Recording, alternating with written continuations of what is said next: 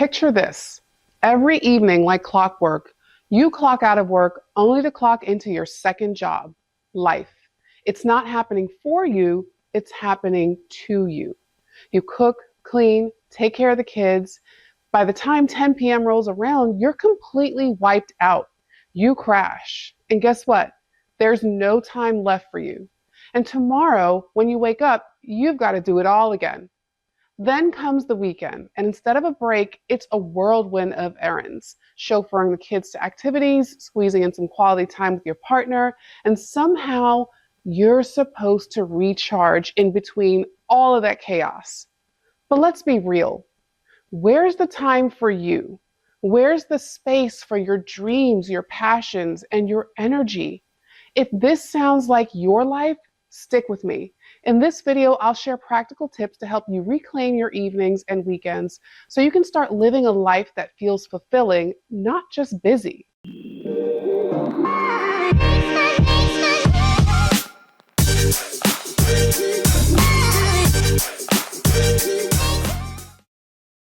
Hi, I'm Farrah Hylton, author of the workbook It's Time to Get Your Act Together and certified life coach empowering women to go from burnout to best life. And trust me, I've been there. I know what it's like to feel like your days are a blur of exhaustion and obligations with zero energy or time left for yourself, let alone chasing your dreams. But here's the thing, it doesn't have to be this way. Let's dive into how you can start making small, meaningful changes today to take back your time, your energy, and your life. Let's do this. Why this matters. Look, we're all juggling a lot. Career, kids, partners, aging parents, life. I see you. But if all your time is spent pouring into everyone else's life, when do you pour back into yours? Most of us don't need a huge life overhaul. You just need to start being intentional with the small pockets of time you do have, like evenings, after dinner, and those golden weekend hours. This is where the magic begins. Delegate. During my experience with burnout, I had an important realization. I am the co-founder of my household. As its CEO, it became clear that I needed to empower everyone around me to take ownership of their part in running our business. I could no longer handle everything on my own. As a wife and mother, letting go of that control wasn't easy. It's something I had always held on to tightly, but it was necessary. Delegating responsibilities not only gave others a chance to contribute, but also allowed me to reclaim valuable time, easing the exhaustion that had been weighing me down. This meant everyone in the household needed to do their fair share, from organizing schedules to helping with chores and errands. Taking on this new mindset not only helped me regain my sanity, but it also fostered a sense of teamwork within our family. We all had a common goal, and that was to keep our household running smoothly. And working together, we were able to achieve it. Now, for the tasks and responsibilities that couldn't be handled within the household, I turned to outside help. Yes, outside help. Just like in business, when there are tasks critical to growth, the smartest move is to delegate and fill those roles. Services like lawn care, house cleaning, meal prep, or even ordering in, and childcare for those much needed date nights can make a world of difference. Take a moment to explore the services available to you to help you manage your household more effectively. Your time is valuable, and you don't need to do it all alone. Let go of the superhero cape and give yourself the gift of support. Set boundaries. In addition to delegating tasks, setting boundaries both at work and at home is another requirement for living your best life. Now let's talk about setting boundaries at work. It's important to establish clear boundaries with your colleagues and superiors in order to maintain a healthy work-life balance. Now, this means learning to say no when necessary, setting realistic expectations for yourself and others, and not taking on more than you can handle.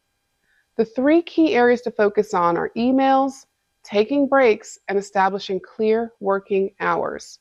For emails, try setting specific blocks of time throughout the day to check and respond to them, such as mid-morning, after lunch, and late afternoon, rather than constantly monitoring your inbox.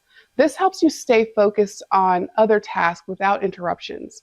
And consider turning off those pesky email notification pop-ups. It's just another distraction.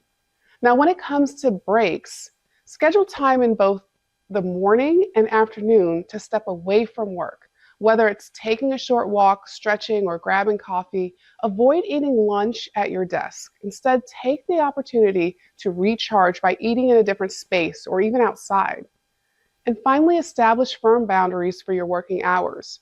Avoid working in the evenings or on the weekends unless absolutely necessary, and use that time to rest and recharge so you can be more productive during the day. These simple adjustments can significantly improve your work-life balance and overall efficiency. Boundaries at home are just as important as they are in other areas of life. Let's talk about the elephant in the room. Girl, put the phone down. Seriously, we lose so much time doom scrolling and falling down random rabbit holes. Try setting some screen-free time in the evenings. Use that space to reconnect with yourself, your partner, your kids, your friends, or just to be. Quiet time is powerful time. And don't be afraid to say no when you need to. Skip the invite, pass on the extra errands, or just carve out some alone time. Setting boundaries isn't selfish, it's self-care. It keeps you from burning out, helps you stay in a good headspace, and strengthens your relationships. Now, when you respect your limits, you're in a better place to support your family and truly show up. So take a deep breath, set those boundaries, and protect your peace. You've got this. Passion projects. Let's talk about that dream you've been putting off. You know the one. Writing the book, launching a YouTube channel, painting, gardening, finally starting that blog or side hustle. Here's what I want you to hear out loud and clear. It's not too late. And you don't need a full day. You just need an hour. Start with this. Pick one evening and one weekend hour a week. 2 hours. That's it. Guard it like a sacred appointment with your future self. That's just 2 hours a week to start making your dream a reality. And trust me, those 2 hours will add up and make a difference. This is how dreams are built, brick by brick, evening by evening. And bonus, working on something that excites you makes the rest of life feel less draining. Because when you spend time doing what you love, something inside you shifts. You come alive again. Prioritize rest and recharge. I used to feel guilty for resting. Like if I wasn't doing something productive, I was wasting time. But here's the truth.